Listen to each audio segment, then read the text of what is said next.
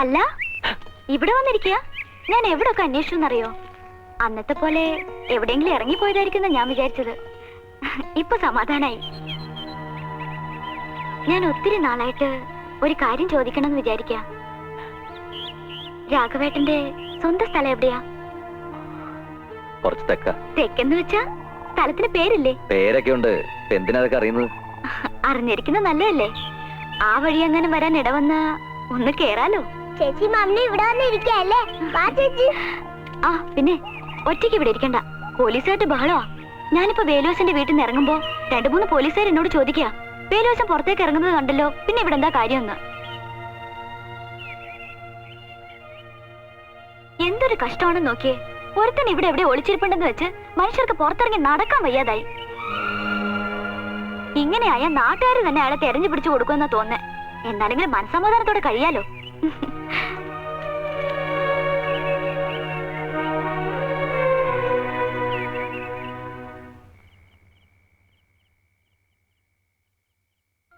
എന്തൊരു കഷ്ടമാണെന്ന് നോക്കിയേ. ഒരുത്തൻ ഇവിടെ എവിടെ ഒളിച്ചിരിപ്പുണ്ടെന്ന് വെച്ച് മനുഷ്യർക്ക് പുറത്തിറങ്ങി നടക്കാൻ വയ്യാതായി. ഇങ്ങനെയായ നാട്ടുകാർ തന്നെ അയാളെ തെരഞ്ഞു പിടിച്ചു കൊടുക്കുമെന്നാ തോന്നേ. എന്നാലെങ്കിലും മനസ്സമാധാനത്തോടെ കഴിയാലോ.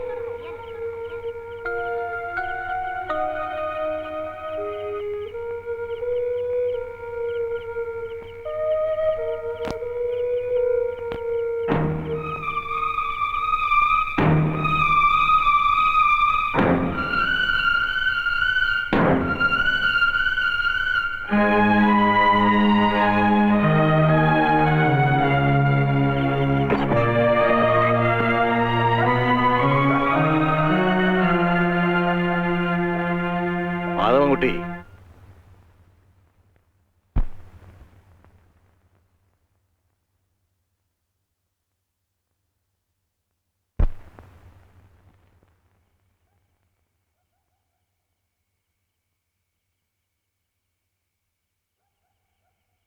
എല്ലാം എനിക്കറിയാം മാധവൻകുട്ടി. താൻ ആരാണെന്ന് ശരിക്കും അറിഞ്ഞുകൊണ്ട് തന്നെയാണ് തന്നെ ഞാനിവിടെ കൂട്ടിക്കൊണ്ടുവന്നതും കൂടെ താമസിപ്പിച്ചിരിക്കുന്നതും. ഇവിടെ കിട്ടുന്ന സുരക്ഷിതത്വം മാധവൻകുട്ടിക്ക് വേറെ എവിടെയും കിട്ടില്ല. ഒരു തെറ്റും ചെയ്യാത്തവനാണ് ഞാൻ. ഞാൻ ആരെയും കൊന്നിട്ടില്ല. ശരിയായിരിക്കാം, പക്ഷെ 4 വശവും പോലീസ് ഓടി നടക്കുക. അവരുടെ കൈപ്പെടാതെ തന്നെ നിരപരാധിത്വം തെളിയിക്കാൻ തനിക്ക് കഴിയുമോ? കഴിയുമെങ്കിൽ തനിക്ക് പോവാം. മാധവൻകുട്ടി, എന്റെ അമ്മൂമ്മയുടെ മനസ്സ് നിറയെത്താനാ. തന്നെ പോലീസുകാർ പിച്ച് ചിന്തെന്ന് കണ്ടു നിൽക്കാൻ കരുത്തില്ലാത്തോണ്ട് പറയാ. പോകരുത്.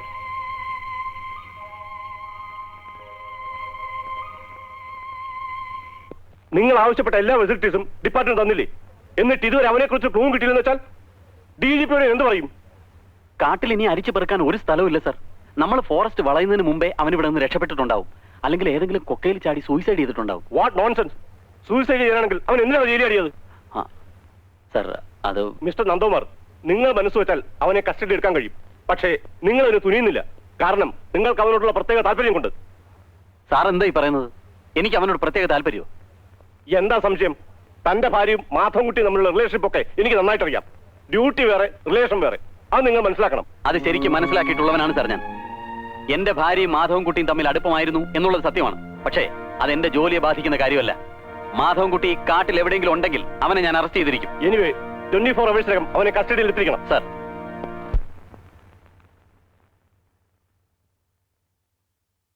കോഫി എന്താ നന്ദേട്ടാ വല്ലാതെ? മുമ്പിൽ നിന്ന് മനുഷ്യന് പുറത്തിറങ്ങി നടക്കാൻ വയ്യാതായിട്ടുണ്ട്. പോകാനാ പറഞ്ഞത്.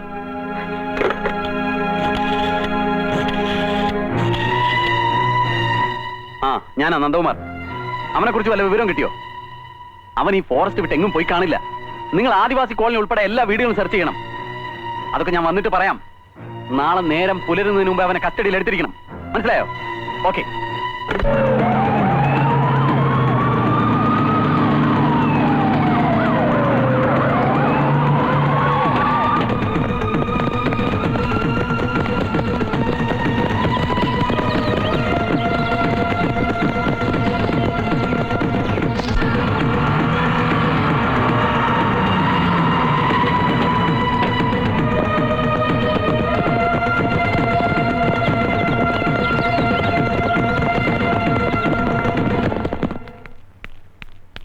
മാധവൻകുട്ടി, മാധവൻകുട്ടി.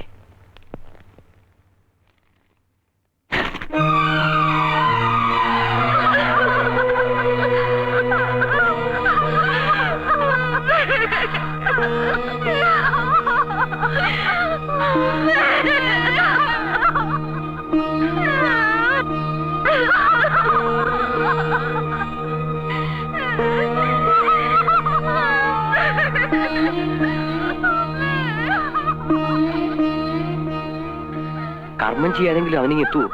എങ്ങനെ എത്താനാ? ഇവിടെ വന്ന പോലീസ് പിടിക്കില്ലേ? അപ്പൊ പിന്നെ കർമ്മങ്ങളൊക്കെ ആരാ ചെയ്യാ? ഞാൻ പോകുന്ന ആശാനെ. ഇല്ലേ, എങ്ങനെ പോവും?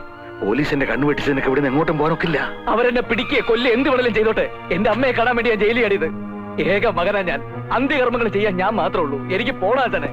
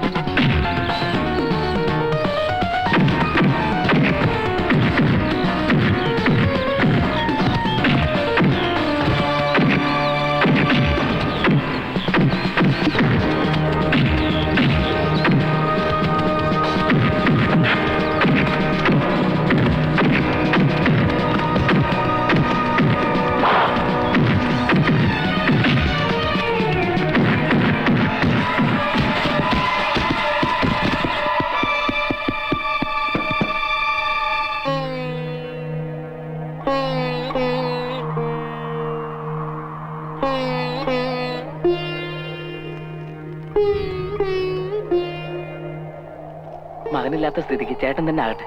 അല്ലാതെ എന്താ ചെയ്യാ? ഒക്കെ കർമ്മഫലമെന്ന് കരുതിയാ മതി. അതങ്ങോട്ട് വാങ്ങും എന്നെ.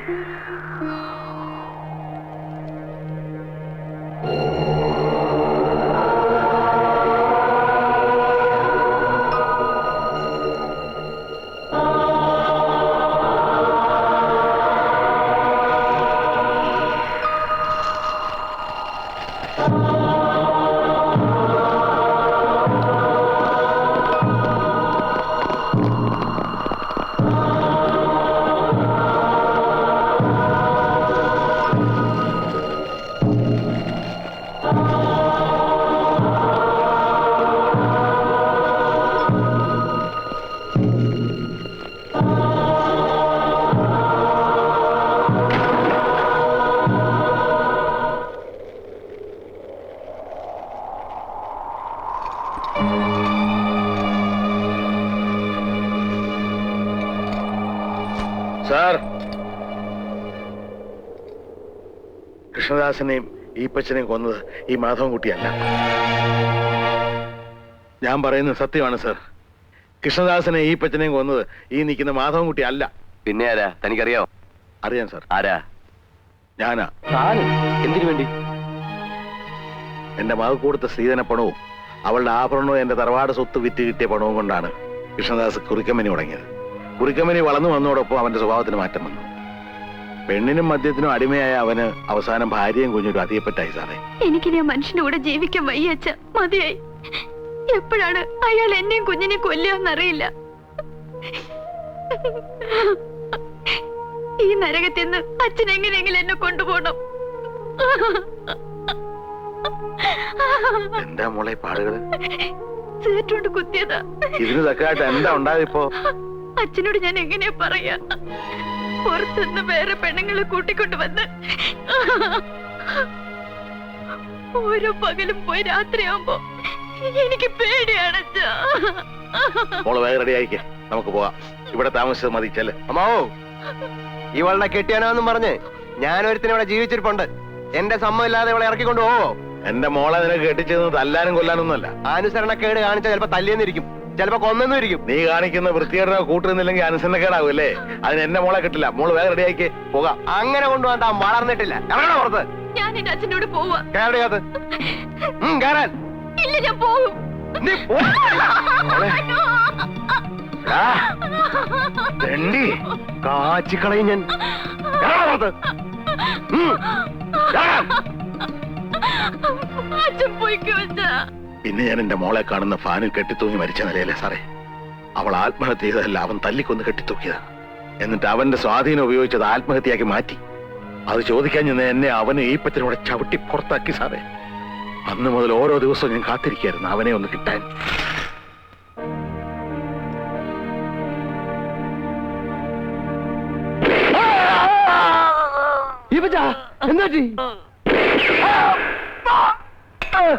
ഇതാണ് സാറേ ഉണ്ടായത്. കുറ്റയേറ്റ് പറഞ്ഞ് കീഴടങ്ങണമെന്ന് പല പ്രാവശ്യം ഞാൻ വിചാരിച്ചതാ. പക്ഷെ എന്റെ അമ്മ മോൾ അനാഥയാകുമല്ലെന്ന് ഓർത്തപ്പോ മനസ്സെന്നെ വിലക്കി. എന്നോട് പൊറുക്കണം കേട്ടോ. വാ, എനിക്കൊരു ഉപകാരം ചെയ്യണം. എന്റെ അമ്മമ്മക്ക് ആരോരും ഇല്ലെന്ന് അറിയാമല്ലോ. അവളെ അച്ഛന്റെ സ്ഥാനത്ത് നിന്ന് വളർത്തണം. പിന്നെ എന്നെ തൂക്കാൻ വിധിക്കുകയാണെങ്കിൽ ഒരു മകന്റെ സ്ഥാനത്ത് നിന്ന് ജഡവേറ്റ് വാങ്ങണം. എന്നിട്ട് ആചാരവിധി പ്രകാരം അടക്കം ചെയ്യണം. അങ്ങനെ ചെയ്യില്ലേ?